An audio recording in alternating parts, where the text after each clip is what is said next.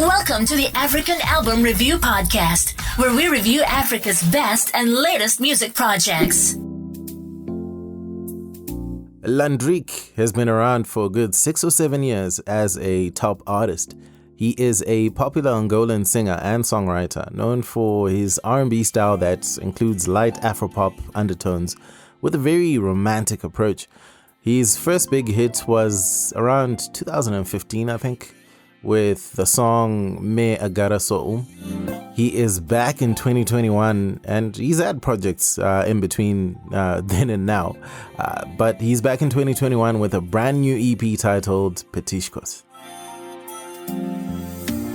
Africa, Moody say. My name is MJ Wemoto and I welcome you to the African Album Review Podcast. Thank you so much for joining me on the podcast today, my people. How you doing? And of course, as you know, we're taking it to Angola this week. But before we get into it, do visit the website motomotomusic.com and check out more podcast reviews and the Motomoto podcast as well. And obviously, the YouTube fam. We are starting to grow the YouTube channel. We've got over 200 subscribers, but we want to get it to at least 1,000. So if you're checking this out, go to YouTube, Motomoto Music Africa. If you're already on YouTube, hit the like and subscribe button, please. Let's do this. The latest African album review is loading. Petiscos was released on February 20 under Kuyu Music, which is Landrick's label named after his hit single in 2018 of the same name, Kuyu. It's got 5 tracks, a 19-minute runtime, and 3 features, and that's Ana Joyce, Arieth Feijo, and Irina Baros. Album Review. Let's analyze the music. The opening track on Petiscos, Pedir Mais, gives an R&B kizomba vibe, which is so good for swaying side to side, honestly. Landrick keeps it simple, but lets his voice shine throughout the track. The backing vocals are actually the essential source to adding a really, really nice touch, which wouldn't be the same without them. And I think that combination of his voice and those backing vocals just makes this song quite amazing. Ana Joyce came through with some beautiful vocals on Ja Quero Tu. It starts off with the keys and bass doing their thing concurrently before the kick steps in with a rock-like guitar around the 1-minute mark. As if the song couldn't get any better, Landrick and Ana Joyce decided to make it a true duet singing together, showing how equally yoked their voices are. This is one of the most sweetly composed songs I've ever heard, and it takes a lot for me to say that. You could say much the same about the song Ti Amo Semedo with Arieth Feijo, and the twist is this one is more piano based with a sultry saxophone in there while being much slower.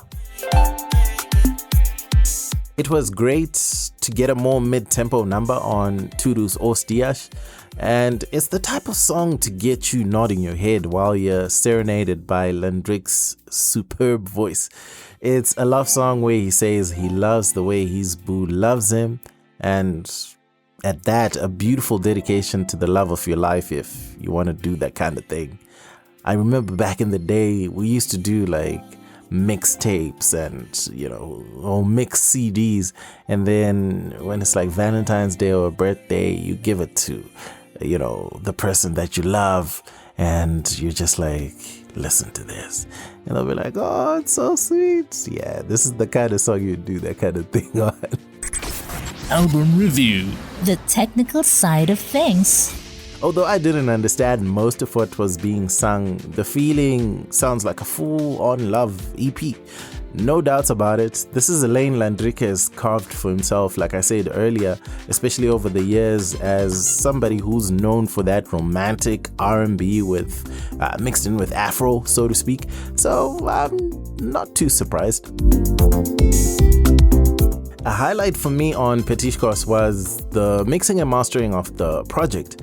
Landrick achieved that vocal sheen that I look for in every project. Here it was so wonderfully done. I haven't found out yet, but I have a sneaky suspicion that the album was mixed and mastered in Portugal. The Portuguese are some of the best in the world at the technical game, and we don't talk about it enough, but I'm telling you, watch out for these guys. And I do know that Landrick used to live in Portugal. I don't know if he still does, but good stuff. I'd say in general, Landrick kept it smooth on Petiscos. It goes with his style as a vocalist, and he doesn't disappoint. He is definitely more R&B influenced than anything else. The good thing is he retains his Africanness through it all, with the Lusophone sounds that really give him a unique, style altogether.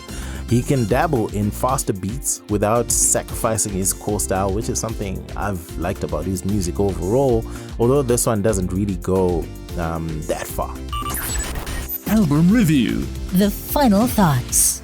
Although Petiscos is easily a no-skips 5-track banger, I really liked Minha Reposta featuring Irina Baros, who has a heavenly voice. I didn't know who she was until I listened to this EP, so I've looked for music and I'm going to be listening to it after this.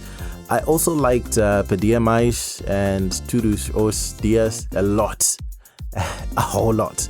The slower tracks on this EP would bang more if I understood Portuguese, honestly. That's probably where the disconnect is. I mean, musically, the sonic dominance of the song and the feelings conveyed, I could feel it, but I think I would really feel it if I understood the language. That being said, Petiscos is a brilliant EP showing a seasoned musician on top of his game, and this is Angolan music on the world stage. Landrick does not disappoint, so give this one a try and prepare to be pleasantly surprised, especially if you're opening up to a wider African music palette. Otherwise, that's it from me. My name is Wemoto, son of Zimbabwe, signing out. This was the African Album Review Podcast. Peace. Day. Moto Music, the best place to listen to podcasts about African music online.